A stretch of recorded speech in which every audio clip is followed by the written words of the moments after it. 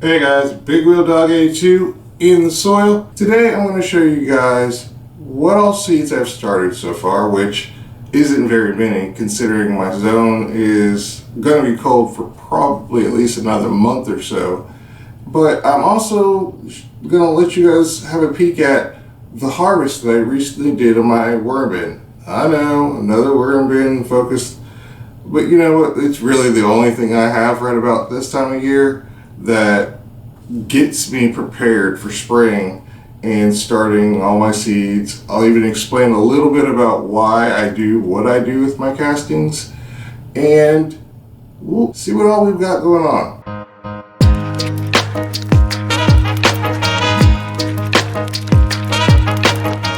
So here we are, guys. My indoor grow as it stands right now, which I got a little bit going on, not a whole lot. So first of all, those lettuce, had to put them under the purple lights. I just needed the space up here so I can keep starting stuff little bit by little bit. As you can see, nice and healthy. Now, if you remember back to my Bioassay, well, that's the state of the plants now.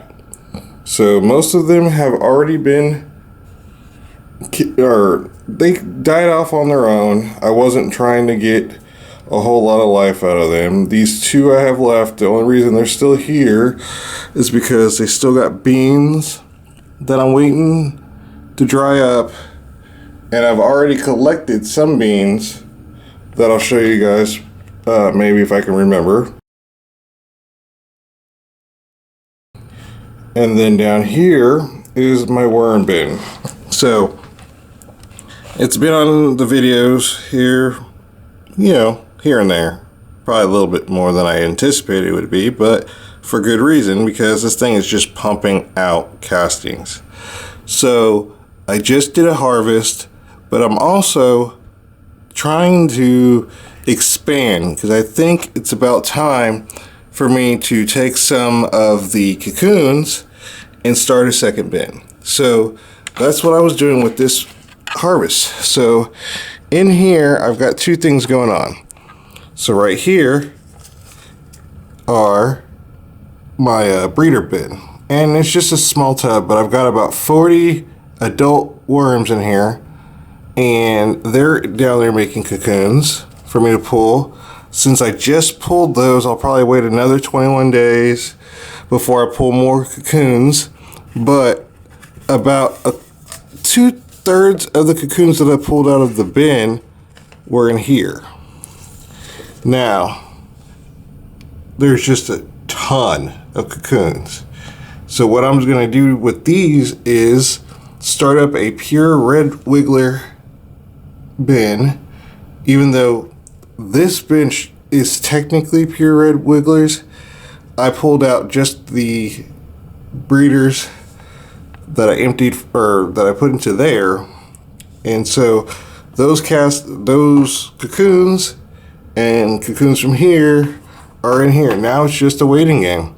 So once these guys start hatching, then they'll go into a smaller bin until I can properly let them out, grow up, and have two bins going at once. Now, with all that being said, here are my plants. Now, these are the onion starts that didn't get planted for whatever reason, and I've just been lazy because what I was planning on doing was just taking the soil out of there and throwing it into the worm bin down there. Here I have kohlrabi, which are in the front, cabbages in the back. I got rosemary and thyme that are doing pretty good back there. And these here are my celery starts. So what I'll do is, once these get a little bit bigger, is prick them out, put them in individual cells. That way I can let them grow. And then when it's time to plant out, I can do that. Here are the onions that I pricked out, and they're looking good. Nice and healthy. They need to be trimmed back because they're starting to lean a little bit, but it's not that bad right now. I was gonna let these new sprouts here grow, and they're almost there. So I don't know, I might give them a cut here in a day, maybe 2 days, we'll see. And then my latest start here are garlic chives, cilantro, and then holy basil. Yeah, so those will, the holy basil, I think I'm going to try making a tea out of it, which is why I want it. So those are in, those were just started, what date was that? On the 14th. So, you know, not that far ahead, but they're getting there. And then the lettuce down here was started, I believe, December the 20th. And they've been, I'm not sure if you could tell, but they've been harvested a few times here and there. And they're still good. They're still good. They're still growing. No signs of them trying to go to seed on me. They really need to be harvested again already. And with the amount that they're pumping out, I am having to feed some of them to the worm bin. So first in, first out. So before I cut these and add these to the fridge, I will grab the ones that are already in the fridge, shred them all up, throw them in there with these guys, and be done with it. And then I can wash and prep those, throw that into the fridge ready to go. So that's pretty much all I've got going on, other than the outside stuff that I can't really get to because we just had another snow here. And this week is going to be like teens and single digits, so I'm not messing with nothing until next week outside. So that's it. So guys, what we have here is my seed starting mix, which is my worm castings, my leaf mold, pro mix, and then the mosquito dunks pieces that are put into here to limit the fungus gnats. So let's go ahead and get started here. So we're filling up all these cells, which is not rocket science. And I've already got some of my herbs upstairs done and started already. And I've just been waiting. I was going to do my peppers, but it's still a little too early. Today's Valentine's Day, and for me, that's just a little too early. I don't want my peppers being in there forever like they were last year, and which I did have my channel up and running last year. So let's just say that they got a little bit bigger than I wanted them to get, even though I do have the room up there for them to get quite large in my grow rack that you guys have seen already. I just prefer not to if I can avoid it. So we're just packing these in, not too tight, but not too loose either. This is already moist, so I don't have to really worry about overwatering it when I go to drop the seeds in. And I'm probably not going to make you guys go through all of the seeds. I've just shown that I'm planting them, and then I'll probably just cut to the end. That way you guys don't have to sit here for God knows how long watching me boringly plant seeds. So here we go. Now, I'm in zone 6A, and I understand it doesn't really make a difference with this, but my last frost date, I believe, is May, it's like May 6th, May 10th, something like that. It's usually around Mother's Day around here where everybody starts putting out all their warm stuff. And depending on how it goes this spring, hopefully it'll be warmer.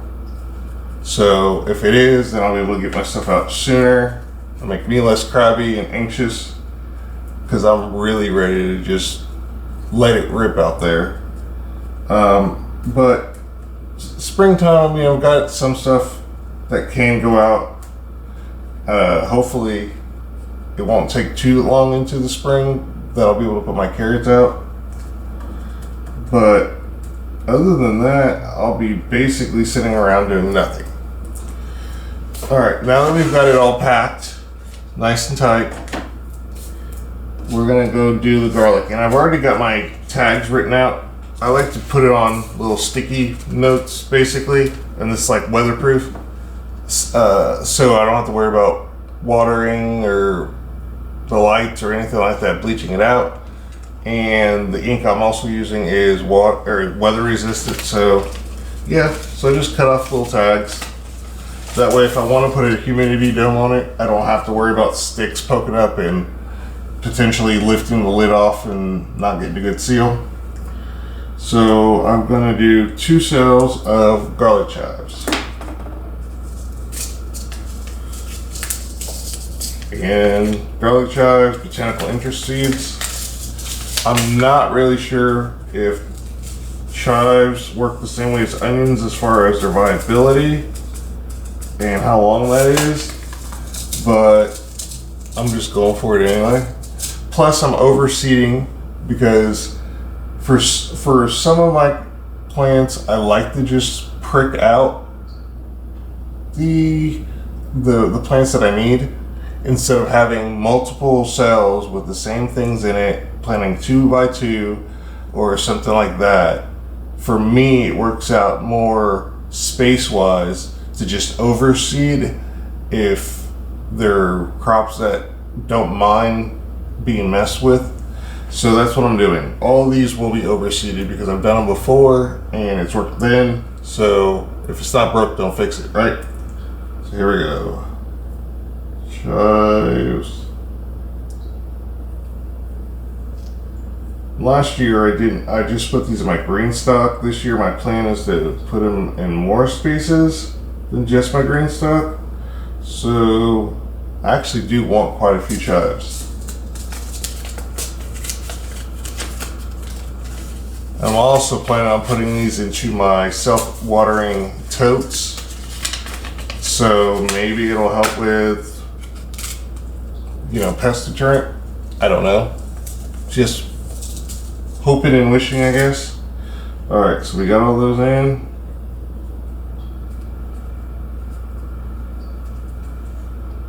Press them down to the soil a little bit. And I'm gonna go ahead and put my labels on them.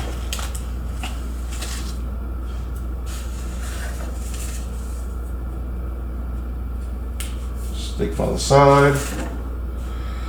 Not that it would bleach or anything from the grow lights or whatnot, but depending on how things work out, if these for some reason go outside, which they probably will not considering what time of year it is still here, I don't necessarily have to worry about anything. I can stick them outside and let them do their thing without losing an idea of what all is growing in them. Alright, so that's the chives done. And then we were going to do 2 cells of cilantro as well. Again, these I didn't have these last year in my green stock. I don't plan on putting these in my green stock again, but I do plan on putting these around my garden. I'm not sure whether or not cilantro does anything for pest management or keeping them away, but if I make little pockets, like herb garden pockets here and there, then at least I have multiple places that I can go to get whatever herbs I need for when I'm cooking. Because I do love doing that. That's one of my biggest things about growing herbs, is I do enjoy using them in my cooking. Alright, so that's both of our cells done with that.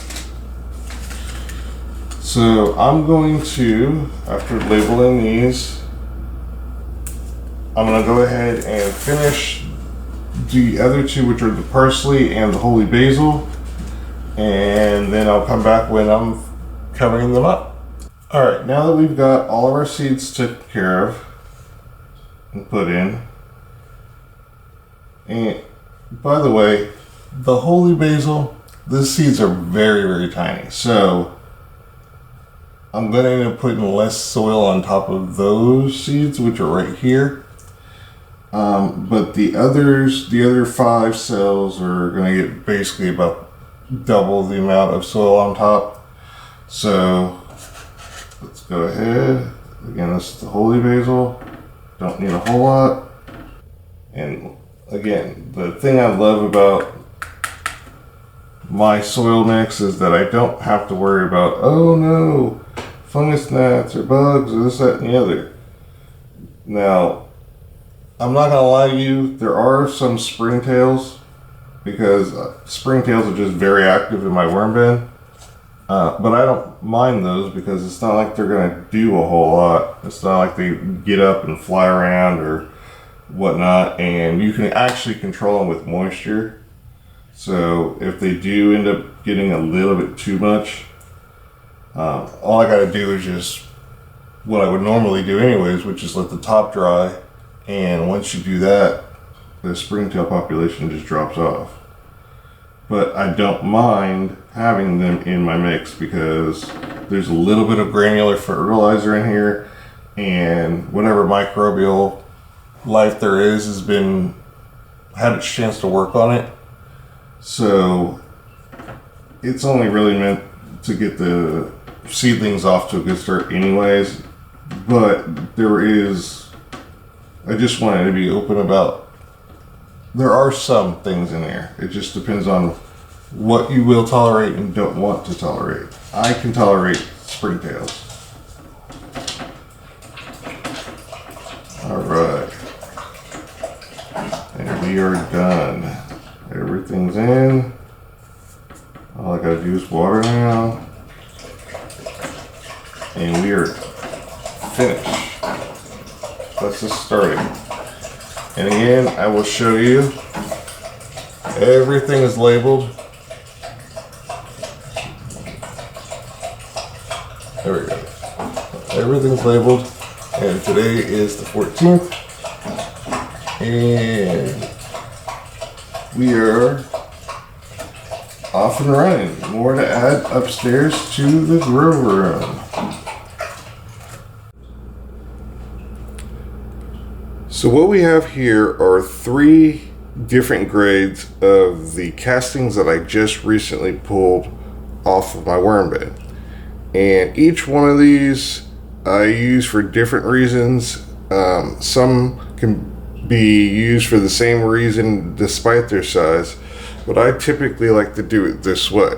So here we have anything bigger than a 1/4 inch. So I'll run it through, all this will be combined in this, imagine, and when I sift out, it knocks out these 2 here, and then anything bigger than either one of these is right here.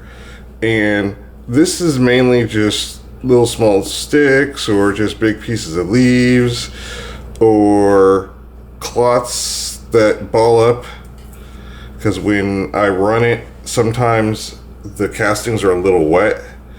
So here, I'll bring it up and show you a little better look at it.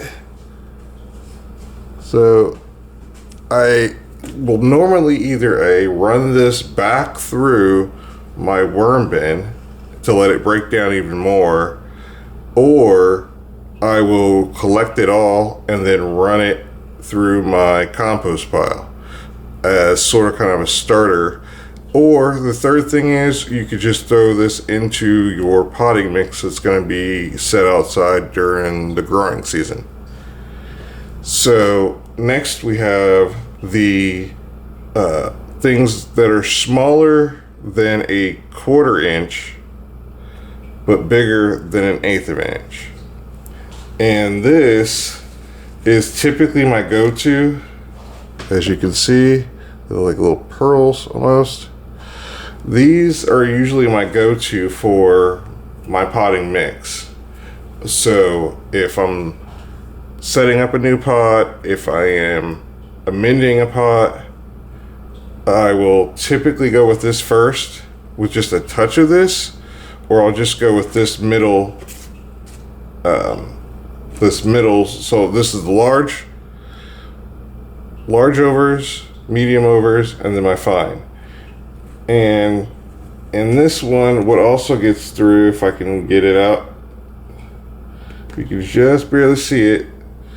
We have worms that find their way. It's right there.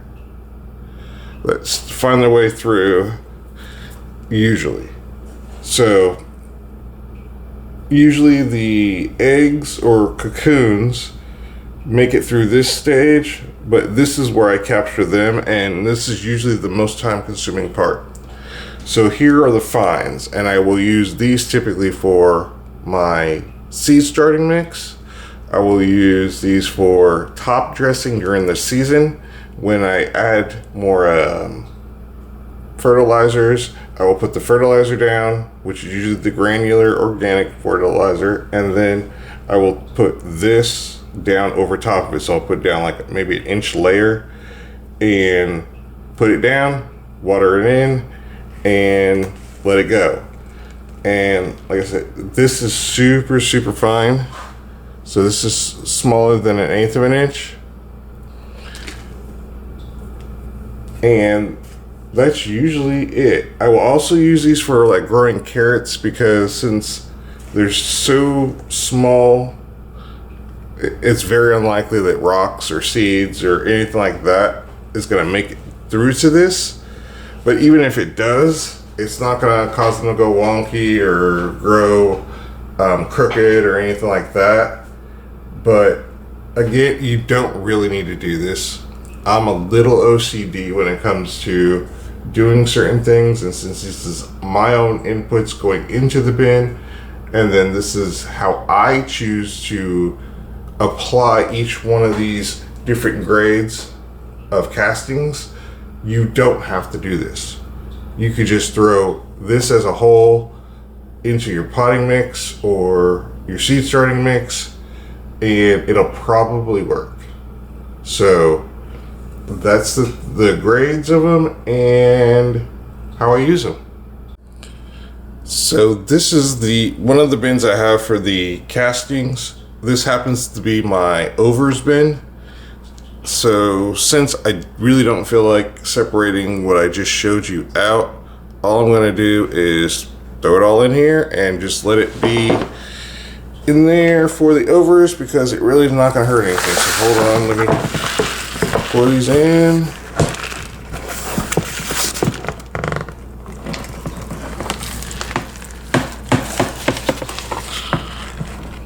And the paper that you guys saw too is mainly just used as a drying agent, so I can use top and bottom drying to get the castings to their right moisture level. Just makes it easier to sift out. But these are now ready to go outside, and here in about a month or so. Oh, also use the lid. You want to keep the moisture in here, because all of the bacteria and any kind of soil life that's in these castings need water.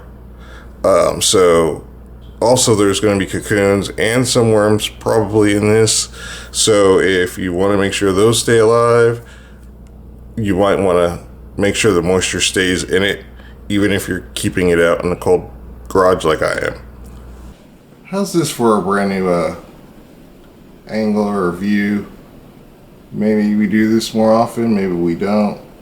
This is upstairs, basically where I edit back here on my PC, and I just figured change, why not? So I'm up here in Indianapolis, Indiana, and I wish I was down south, you know, like Chad is from Down Home Backyard Gardening, but I'm not. And yeah, so it's getting a little stir crazy. I can understand it, and I'm sure a lot of you other northern gardeners are going through the same thing I am. But hey, It's part of the process. We can do some stuff indoors like I've shown you. And since we can get stuff started kind of early, kind of not, like my cabbages, that might be one of those ones I started just a touch too early. There might be a little bit bigger plants that I planned on, but I can always have pot. I've realized lately that I've been going back to, again, my worm bin a lot. And there's a couple of reasons I think that there it is. One is it's something I can do all on my own. It's not something I'm buying. It's something I'm creating. I'm using all my own inputs. I've already bioassayed everything, so I don't necessarily need to go and worry about whether or not it works, because it does. But over this cold winter, it's given me something to do. And I think that's the most important thing for somebody like me and my mental health is I have to keep myself busy. Winter is the time I hate the most out of the entire year because I'm stuck inside and I like to be outside. I like to keep my hands busy. And with all the things, being 100% straight, I killed an entire bucket of blue worms that so far over this winter. An entire bucket. So, yeah, that was a nightmare. But my point is there's so many nuances that you can do or learn about something like, for me, worm farming, that is going to be beneficial for you going into the spring. And that's what I want my message to be, is even in the downtimes, even when you don't feel like it, find something that you enjoy doing just to be doing it. You know what? It could be worm farming, it could be seed swapping, it could be a host of a whole lot of things. But most of all, just find something that's important to you, because at the end of the day, that's all that matters. So that's my little soapbox that for some reason I decided to go on. I don't know. That's just me. Disjointed, mixed messages. No clue what he's really trying to say. But hopefully the ones who get it, got it. And those who didn't, I'm sorry. Just for some reason, wanted to share. Also, my son's getting ready to move out of my house. I went to go see his apartment today. Yeah, I'm feeling a little conflicted. Those of you with kids, let me know down in the comment section whether or not you went through the same thing. Because as much as I wanted him out, I kind of wanted him to stay. Oh well. Alright, now let's get back to the garden, Willie. Shut up. So, with that, guys, that's about it. We've gone through everything that's going on here. We're getting ready and getting real pumped to have spring roll along here real soon. And I'm making sure that I'm doing everything I can to be prepared till I'm ready to go from the jump. So I hope you guys are too. And if you have anything that you guys want to see or any questions about what I showed today in my video, let me know down in that comment section. And remember, please do me the favor and hit that notification bell, so just to make sure that you guys, see it every single time I post something new. So with that, I'm out. This is Big Wheel Dog 82 in the soil. See you guys later. Bye.